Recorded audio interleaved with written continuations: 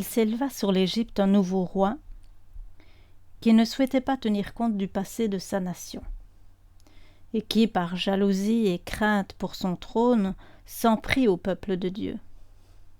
Ce même peuple qui jusque-là avait apporté beaucoup de bénédictions à l'Égypte, sa terre d'accueil, par sa présence et surtout par la présence du Dieu qu'il adorait. Et il dit à son peuple: « Voici le peuple des fils d'Israël est plus nombreux et plus fort que nous. Allons, soyons prudents à son égard, de peur qu'il ne se multiplie et que s'il arrivait une guerre, il ne se joigne lui aussi à nos ennemis et ne fasse la guerre contre nous et ne monte hors du pays. » À partir de ce moment-là, tous les fils et les filles d'Israël vont connaître l'oppression. Le roi, Pharaon, n'a pas le désir de faire sortir ce peuple hors de son pays, car il connaît les qualités de ce peuple. Et il va l'utiliser pour du travail forcé. Il va établir des chefs de corvée afin d'accabler ce peuple de travaux pénibles. Des villes vont ainsi être construites, notamment la ville de Pithom, qui signifie la maison du dieu Atum. Et donc ces villes qui vont être construites seront à la propre gloire du pharaon et de leur divinité. Plus le peuple d'Israël était accablé, et plus il se multipliait et s'accroissait. Ce qui eut pour conséquence d'augmenter l'aversion des Égyptiens et réduisir plus encore le peuple d'Israël à une dure servitude. Le but de ce monarque égyptien et de ses conseillers était donc de les affaiblir, de les diminuer en nombre et de dompter les Hébreux qui avaient un esprit d'indépendance. Des mesures de plus en plus injustes à l'extrême vont être décidées par décret, et notamment celle qui va être demandée aux sages-femmes de l'époque de tuer tous les petits garçons lors des accouchements des femmes du peuple d'Israël. Barbarie, cruauté, inhumanité caractérisent ce nouveau gouvernement. Mais ces femmes, ces sages-femmes, avaient un profond respect pour Dieu et pour la vie. Elles refusèrent d'obéir à ce cruel arrêté royal, au risque de leur propre vie. Le pharaon, en colère et probablement exaspéré, va rendre ce décret plus général, en demandant à sa nation de rechercher et de massacrer ses innocentes victimes. Alors, parmi ce peuple dans la tourmente, il y a Jochébed, qui est une femme du peuple hébreu, qui vient d'accoucher d'un merveilleux petit garçon. Et cette femme et son mari sont tous deux descendants de la maison de Lévi. Jochébed est aussi la maman d'Aaron et de Marie. Elle accoucha alors que la loi de faire mourir tous les petits garçons était passée. Elle et son mari étaient pieux, et ils étaient dans l'attente de celui qui devrait les délivrer selon la prophétie donnée à Abraham. Que dit cette prophétie? Elle dit ceci: « Et l'Éternel dit à Abraham, sache que tes descendants seront étrangers dans un pays qui ne sera point à eux. Ils y seront asservis et on les opprimera pendant 400 ans. Mais je jugerai la nation à laquelle ils seront asservis, et ils sortiront ensuite avec de grandes richesses. » Voilà donc cette prophétie. Alors, ne se laissant pas effrayer par l'édit du roi, Jochébed et son époux décidèrent donc de cacher l'enfant, et Jochébed arriva à cacher cet enfant aux yeux des Égyptiens pendant 3 mois. Après, ne pouvant plus cacher l'enfant très longtemps, elle se résolut à expatrier son enfant par le moyen d'un coffret de jonc, qu'elle rendit étanche par l'enduit de bitume et de pois.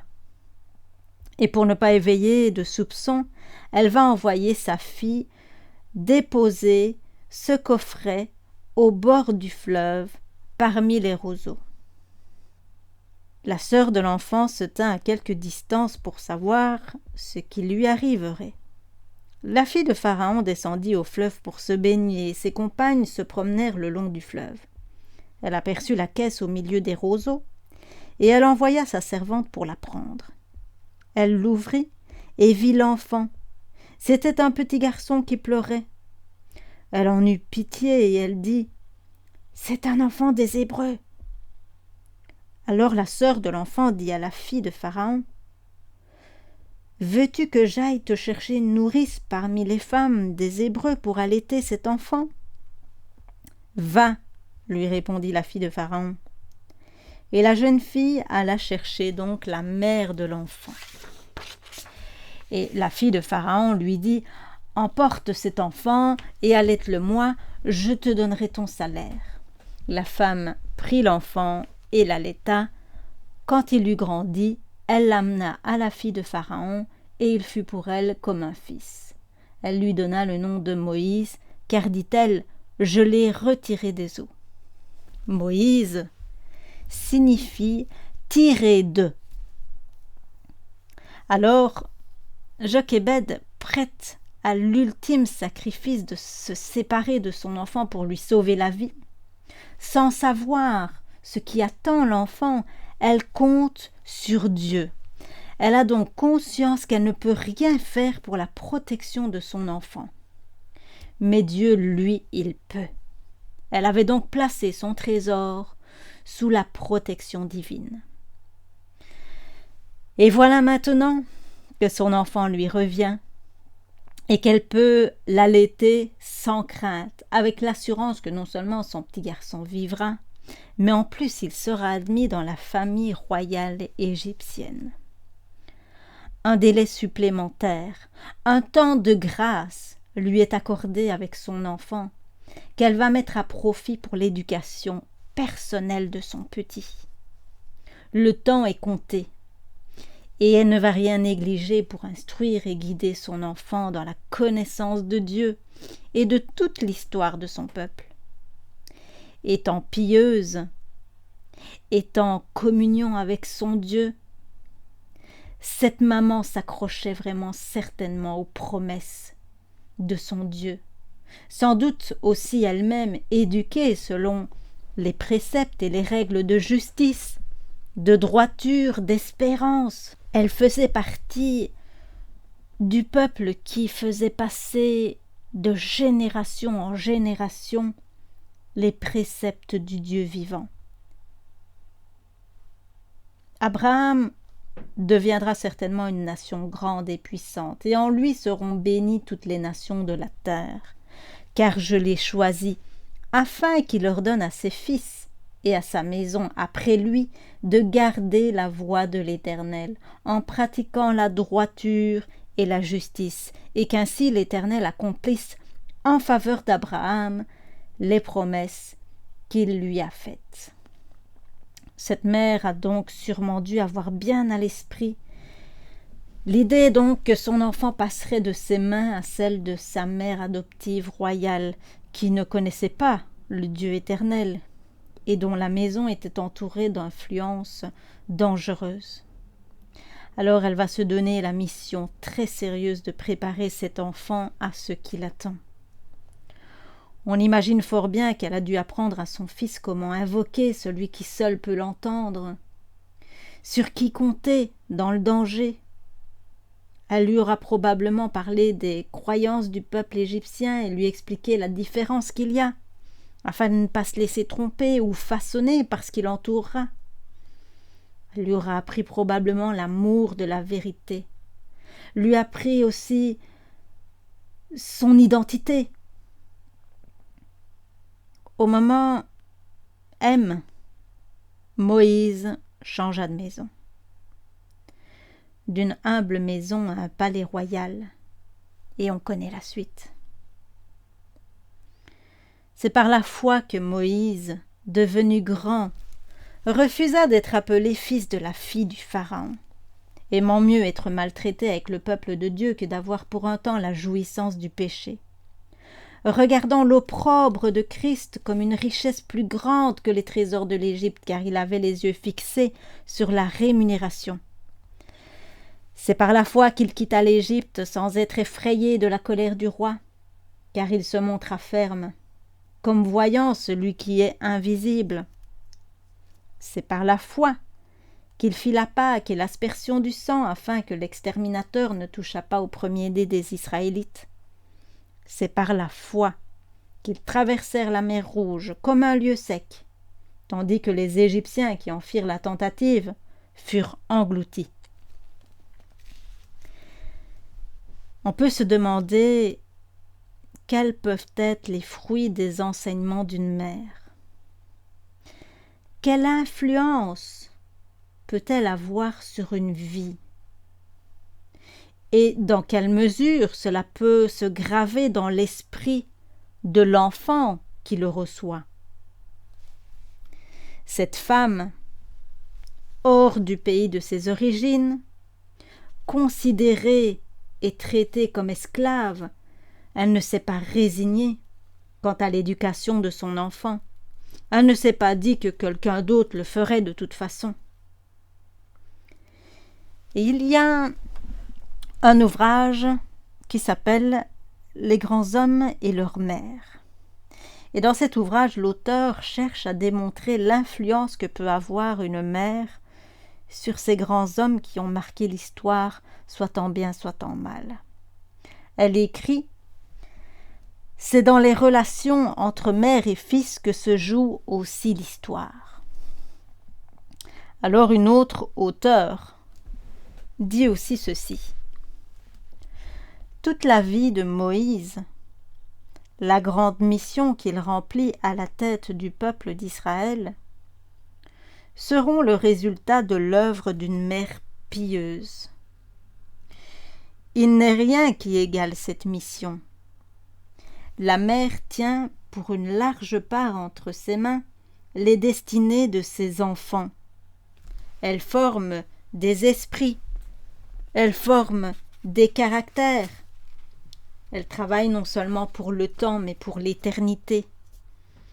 Et elle dépose dans les cœurs une semence qui germera et portera du fruit, soit pour le bien, soit pour le mal. Alors cette méditation sur l'histoire de Jochébed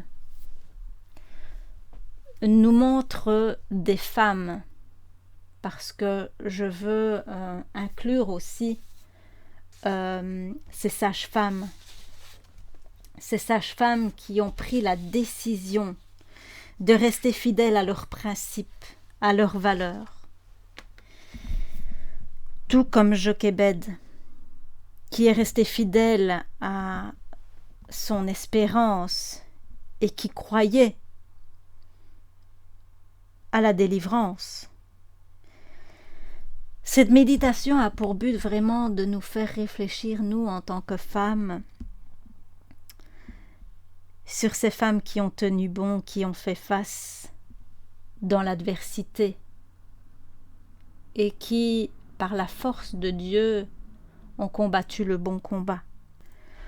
On peut relever quelques adjectifs qui caractérisent ces femmes. Ce sont des résistantes, mais des résistantes pas dans la révolte. Elles sont pleines de sagesse. Elles ont du discernement. Elles restent fermes dans leurs décisions parce qu'elles ont des valeurs très fortes, des fondements inébranlables. Ces femmes aussi ne se laissent pas facilement effrayer. Elles savent prendre des risques. Elles sont pieuses et elles ont la foi. C'est-à-dire qu'il faut vraiment une relation de prière, une communion avec ce Dieu d'amour pour pouvoir prendre ces décisions et pouvoir les tenir. Et donc, oui, elles ont la foi parce que ces choses qu'elles ne voient pas, dans tout ce monde dans lequel elles vivent, là, parmi cette barbarie, cette cruauté, cette inhumanité, ne les autorisent pas à se laisser aller comme la masse, non. Non, non, elles restent fidèles. On peut voir aussi que chacune a des caractéristiques. On voit les sages-femmes qui ont ce don de pouvoir venir au soutien des mères et futures mères lors de la naissance de leurs enfants. On voit que Jochébed était aussi habile de ses mains pour confectionner ce coffret de jonc. Et donc ces femmes sont prudentes et réfléchies, et ces femmes sont déterminées. Et vraiment, cette méditation a pour but de nous recentrer sur ce que peut faire une femme qui est inspirée et guidée par le Seigneur, ce que peut devenir une femme qui est vraiment en communion avec son Dieu. Que Dieu puisse faire devenir de nous de telles femmes.